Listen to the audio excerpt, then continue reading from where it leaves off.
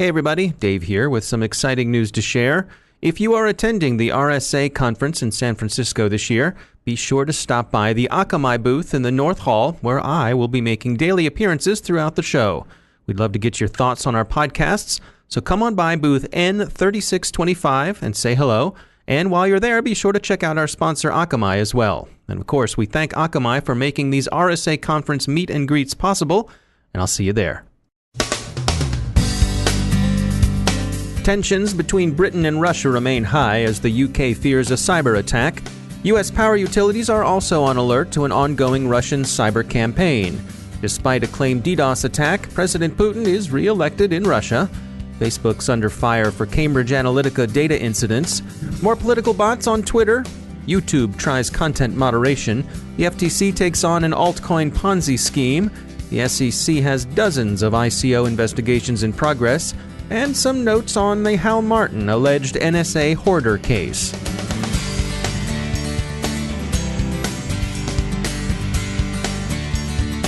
Time for a few words from our sponsor, Cylance. You've probably heard of next-generation anti-malware protection, and we hope you know that Cylance provides it.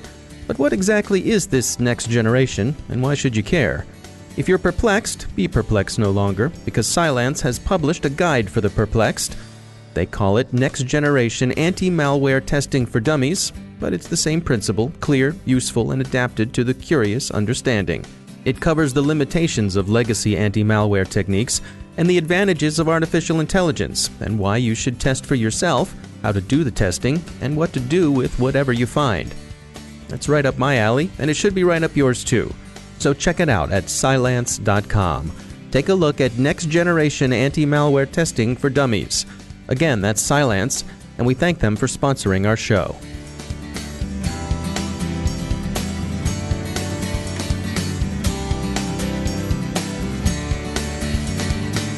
Major funding for the CyberWire podcast is provided by Cylance. I'm Dave Bittner with your CyberWire summary for Monday, March 19th, 2018. As tensions between Britain and Russia mount, the UK braces for cyber attacks on critical infrastructure, especially its power grid and water supplies. Police in Wiltshire, where the attempted assassination of Sergei Skripal took place, deny that their networks came under Russian attack. Expect more false alarms during this period of heightened tension. The U.S. power industry is similarly preparing itself for attack. The Department of Homeland Security has warned that Russian operators successfully intruded into electrical grid industrial control systems, albeit without working damage in this first stage of their campaign. Direct and official attribution of a cyber operation to a specific named nation-state is unusual in American practice.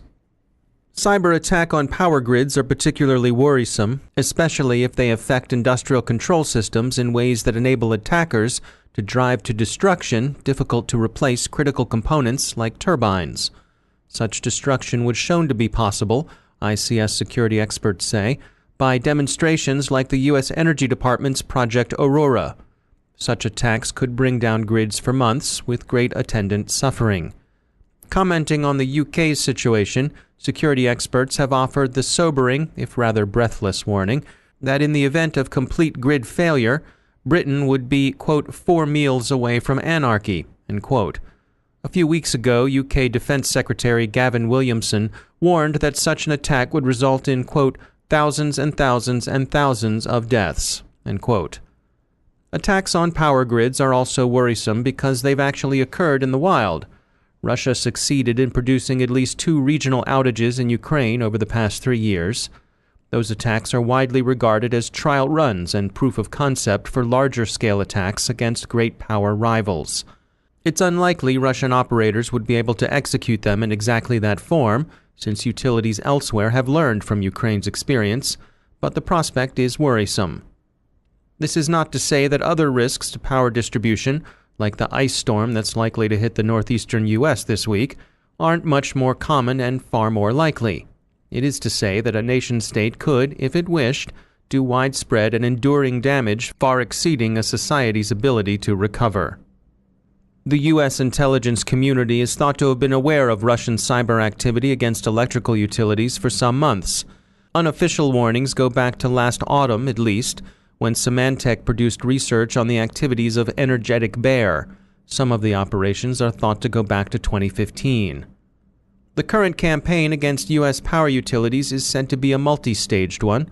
No damage to systems or interruption of operations has occurred so far, to anyone's knowledge, but control system data is said to have been exfiltrated, and an important part of the campaign has been spear phishing of electrical utility personnel. Social media continue to struggle through their rough patch as political research firm Cambridge Analytica is found to have obtained Facebook personal information on some 50 million individuals during the last U.S. election cycle. Cambridge Analytica counted the Trump campaign among its clients. Bot-driven fake Twitter accounts may have been used against the Sanders presidential campaign by Democratic operators aligned with candidate Clinton. YouTube is accused of stoking conspiracy theories, most recently with respect to school shootings. The video sharing platform has sought to address this problem by linking content to relevant Wikipedia pages. Wikipedia itself was surprised by the move, on which it wasn't consulted, and observers are skeptical that such linking is likely to have much effect. And Facebook suffered a brief period last week where its search autocomplete function inexplicably defaulted to adult video queries, apparently tailored to some highly specific tastes, which as a family show we won't further describe. Congress is therefore barking about new regulation of social media. It's especially riled up over the Cambridge Analytica affair, so Facebook seems destined to receive a good deal of unwanted attention from Capitol Hill.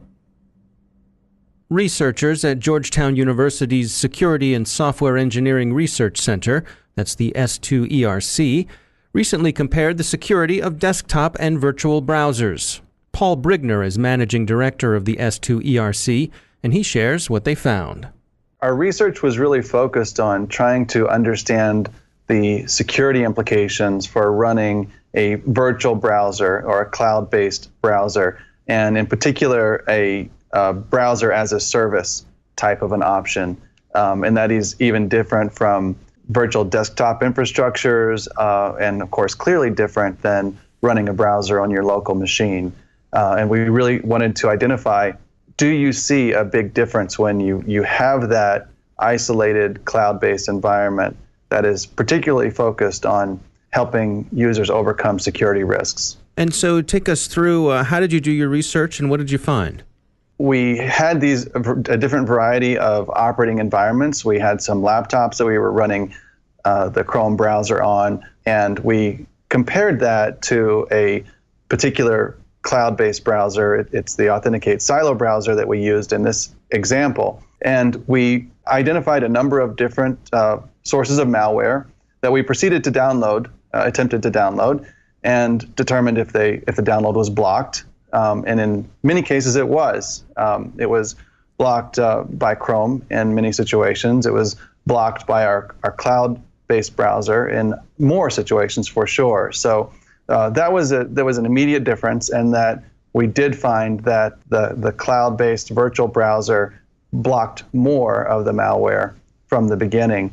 But what was probably even more significant is that after you were able to download some of the malware, and in both cases that was possible, in the cloud-based and in the isolated environment, that was completely isolated and limited to that environment, whereas otherwise you would be bringing it down to your desktop and potentially infecting your entire organization.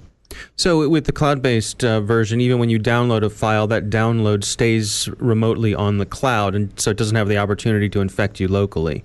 Right. And of course, when you take a look at these different types of cloud-based options, there could be an exposure there if there's not a specific focus on limiting this type of threat. So if you have a regular desktop virtual infrastructure, it could potentially expose the files in that virtual environment to the malware. So I think if you focus specifically on trying to create a virtual cloud-based desktop environment, you still might have some risks.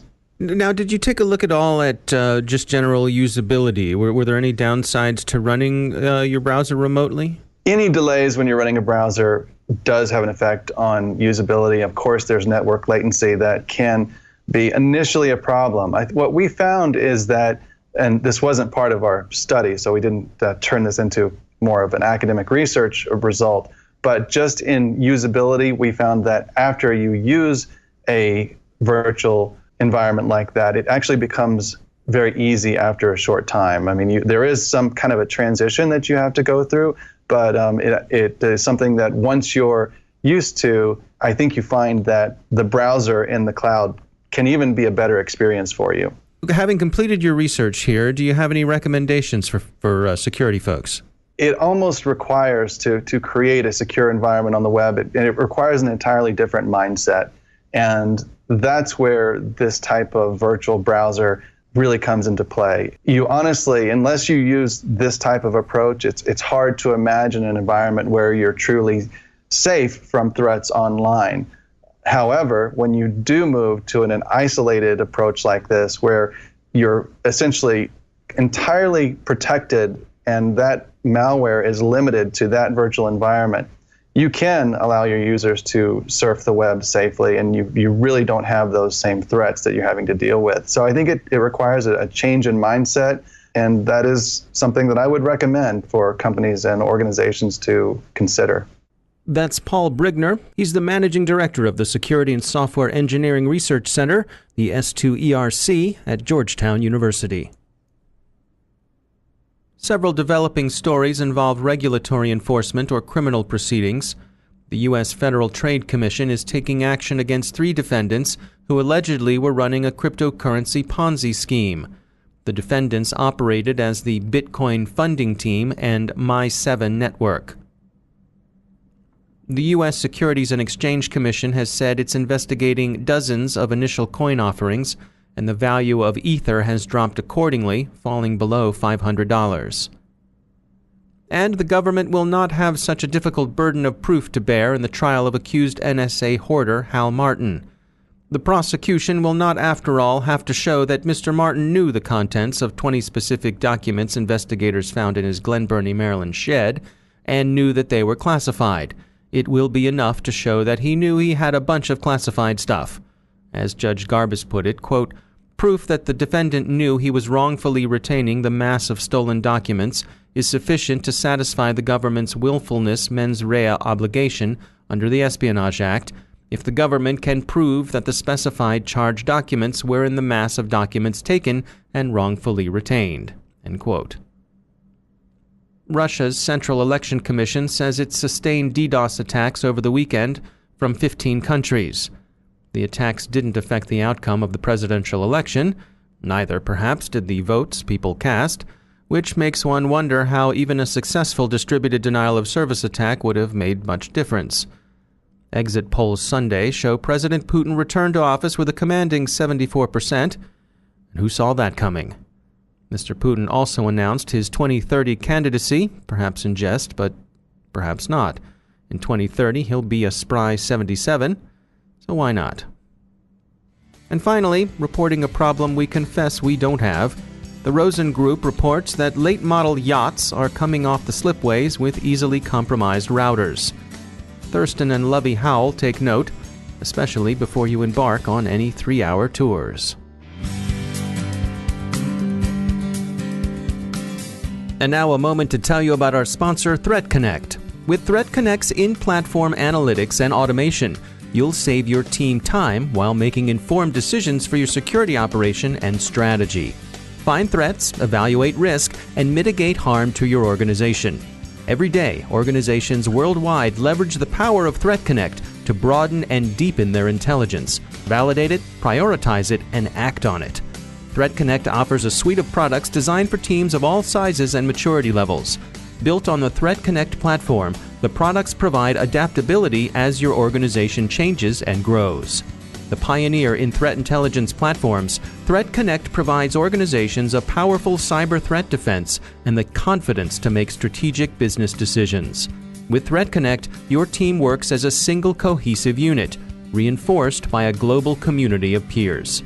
To register for a free Threat Connect account or learn more, visit threatconnect.com/free. That's threatconnect.com/free to learn more. And we thank Threat Connect for sponsoring our show.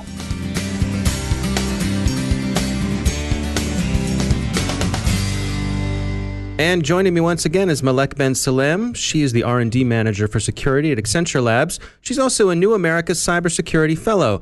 Malek, welcome back. You and I have talked previously about getting ready for deployment of cryptography and some of the challenges there. And today you wanted to share some tips for the short-term preparation for that sort of thing. What can you share with us today? Yeah, sure. So last time we talked about the threat that quantum computers pose to the way we encrypt our data to the classical cryptography, right?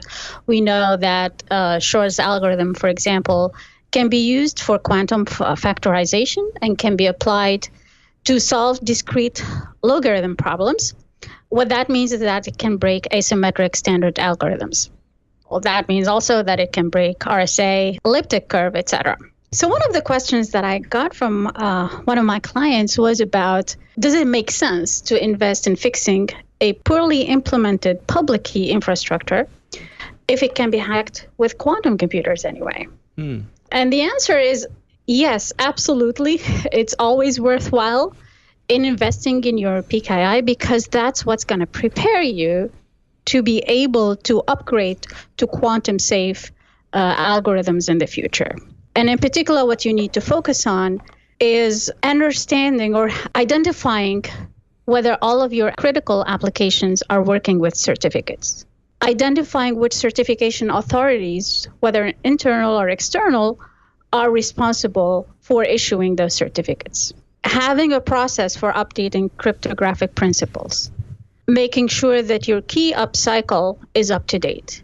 Making sure that your certificate validation is up to date. And also assessing how the renewal of a certification authority would influence your organization. So in summary, what you need to do is basically review your entire key management to build a clean, detailed, and verified key management for your PKI. Obviously, you need to protect your keys, ideally in hardware security modules. In that process, you may need to increase the length of your keys. For symmetrical keys, we recommend 256 bits in order to be quantum safe. For RSA, at least 3072 bits. And then you need to document that entire process, and you should be well prepared for the future. Now, is this the type of thing where when you're talking to your clients, do you find most people are up to date on this, or people tend to be lagging behind? Many people are lagging, at least in terms of having an entire inventory of what those applications are, what are the communication channels are, and what's the certification update cycle or validation cycle. So it's really a case of doing the work now so you can be proactive about it rather than being reactive if and when the quantum computers become practical. Exactly. All right. Well, Malek Ben Salem, as always, thanks for joining us. Thank you, David. And that's the Cyberwire. Thanks to all of our sponsors for making the Cyberwire possible, especially to our sustaining sponsor, Cylance. To find out how Cylance can help protect you through the use of artificial intelligence, visit Cylance.com. And thanks to our supporting sponsor, E8 Security. Follow the behavior, find the threat. Visit e8security.com to learn more. The Cyberwire podcast is proudly produced in Maryland out of the startup studios of Data Tribe, where they're co-building the next generation of cybersecurity teams and technology. Our show is produced by Pratt Street Media with editor John Petrick, social media editor Jennifer Iben, technical editor Chris Russell, executive editor Peter Kilpie, and I'm Dave Bittner. Thanks for listening.